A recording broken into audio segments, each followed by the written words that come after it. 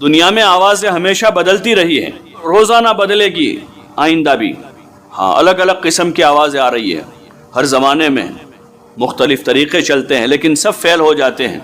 ایک طریقہ جو اللہ کا پسندیدہ طریقہ ہے وہ حضرت نبی کریم صلی اللہ علیہ وسلم کا طریقہ ہے، ہم اس پر جم جاویں،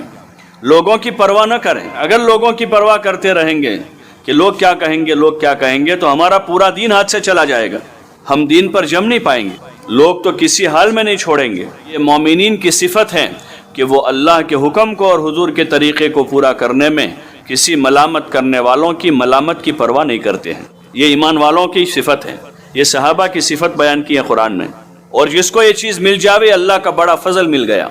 کہ لوگوں کی ملامت کی پرواہ نہ کریں، اپنے دین پر ہم جمیں، ثابت قدم رہیں، اپنے ایمان پر، اپنی عبادت پر اور حضور صلی اللہ علیہ وسلم کے مبارک طریقے پر ہم اپنی ذات سے جم جاویں، اور حضور علیہ الصلاۃ والسلام سے محبت کر کے آپ کے طریقوں کو اپناویں، تاکہ ہر حال میں اس کو پورا کرنا آسان رہے۔ ہاں، دل سے آپ سے محبت کرنا، جیسے زبان سے عظمت کے ساتھ ہم آپ کا نام لیتے ہیں، آپ پر ہم درود پاک بھیجتے ہیں، ایسے دل کی گہرائیوں سے حضور صلی اللہ علیہ وسلم سے محبت کرنا اور آپ کے طریقوں کو محبت کے ساتھ پورا کرنا، تو پھر ہمیں کسی ملامت کرنے والے کی ملامت کی پرواہ نہیں ہوگی۔ لوگ کیا کہیں گے وہ بات نہیں آئے گی، یہی بات ہوگی کہ نہیں، ہمارے نبی علیہ السلام کا یہ طریقہ ہے، لوگ جو کچھ کہتے رہے، باقی ہم تو آپ کے طریقوں کو اس وجہ سے اختیار کر رہے ہیں، یہ اللہ کا حکم ہے کہ ہم حضور پاک صلی اللہ علیہ وسلم کے طریقے کو اپناویں، اپنے گھر کی چار دیواری میں اس کو داخل کریں، اپنی زندگی میں داخل کریں کہ ہمارا ہر کام سنت کے مطابق ہوگا۔ یہ بات ہمیں ذہن میں رہنی چاہیے، رات کے اندھیرے میں، دن کے اجالے میں، خوشی میں، غمی میں، شادی بیاہ میں، یا اور دیگر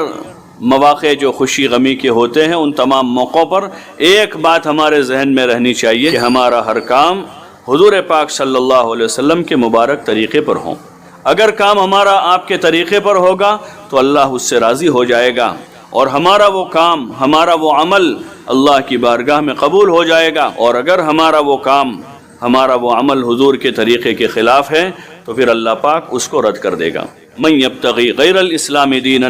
فلن يقبل منه وهو في الآخرة من الخاسرین، کہ جو بھی اسلام کو چھوڑ کر کسی اور طریقے پر زندگی گزار کر آئیں گے، اللہ پاک کا ارشاد ہے کہ اللہ تعالیٰ اس کو ہرگز قبول نہیں کرے گا۔ ہاں، اپنے دین کو اچھی طرح سے سمجھنا ہے، دین کے احکام کو، دین کے اعمال کو،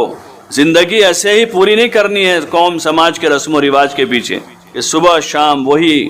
رسومات چل رہے ہیں، منگنی کے، شادی کے، بچے کی پیدائش پر کچھ رسومات ہیں، بچی کو رخصت کرنے کے رسومات ہیں، موت میت کے رسومات ہیں، اور رسومات کو لوگوں نے مذہب بنا دیا ہے۔ ہمارے مذہب میں کوئی رسم نہیں ہے، مذہب میں تو حضور صلی اللہ علیہ وسلم کا طریقہ ہے، کھاتے ہوئے، پیتے ہوئے، اٹھتے ہوئے، بیٹھتے ہوئے، سوتے ہوئے، جاگتے ہوئے، نکاح کرتے ہوئے، ہر وقت آپ کا طریقہ ہے۔ طریقوں کی تعلیم ہم کو دی ہے، مکتب میں چھوٹی چھوٹی کتابوں میں پڑھایا گیا، طہارت کا طریقہ، وضو کا طریقہ، نماز کا طریقہ، شادی کیا ہے، اس کا کیا طریقہ ہے، اور دیگر زندگی گزارنے کا طریقہ ہے۔ اس لیے رسومات سے اپنی جان چھڑاویں، ورنہ وہ رسومات کے بندھنوں میں جکڑے رہیں گے ہمیشہ، اور وہی رسم و رواج ہے، اللہ کے حکم اور رسول صلی اللہ علیہ وسلم کے طریقے پر ہمیں عمل نہیں کرنے دیں گے، اور نتیجہ یہ ہوگا کہ قبر میں اور حشر میں ہم سے سوال پوچھا جائے گا حکم کے بارے میں اور رسول کے طریقے کے بارے میں۔ قبر میں تھوڑا پوچھا جائے گا تمہاری سماج کا کیا طریقہ تھا اور سماج کے کیا رسم و رواج تھے، وہاں تو نبی کا طریقہ پوچھا جائے گا کہ تمہارے نبی کون ہیں، وہاں اسلام مذہب کے بارے میں پوچھا جائے گا، اور میدان محشر میں جو سوال جواب ہوں گے اس میں یہ نہیں پوچھا جائے گا ہم سے۔ اس لیے کوشش کریں اس کی کہ اپنی زندگیوں سے رسومات کو ختم کریں، اور اس کو ختم کرنے میں بھی اگر یہ دل میں بات آ رہی ہے کہ لوگ کیا کہیں گے، پھر نہیں کر سکیں گے۔ لوگ کیا کہیں گے یہی سب سے بڑا مسئلہ بنا ہوا ہے، اللہ کیا کہے گا وہ تو کوئی سوچ ہی نہیں رہا ہے۔ رسول صلی اللہ علیہ وسلم کو کیا منہ دکھائیں گے قیامت کے دن، اور رسول صلی اللہ علیہ وسلم کے گھر والوں نے، اہل بیت نے، صحابہ اور صحابیات نے جو اس امت کو بنانے کے خاطر قربانیاں دی ہیں، قیامت کے میدان میں جب ان سے ملاقات ہوگی تو ہم ان کو کیا منہ دکھائیں گے، وہ ذہن میں رہنا چاہیے، وہ دل میں رہنا چاہیے۔ تو پھر زندگی رسومات سے پاک ہو جائے گی اور طریقوں پر آ جائے گی، تو پھر اللہ پاک اس زندگی میں برکت دے دے گا، یہ اللہ کا وعدہ ہے۔ اور ایسے بندوں بندیوں کو اللہ پاک عزت دے گا، لوگوں کے دلوں میں محبت پیدا کرے گا، اور سکون کی زندگی اللہ پاک دنیا میں نصیب کرے گا، جب موت آئے گی تو اللہ اچھی موت نصیب کرے گا، اور قبر کے جو دن قیامت تک قبر میں رہنا ہے، اللہ پاک قبر کو جنت کا باغ بنا دے گا،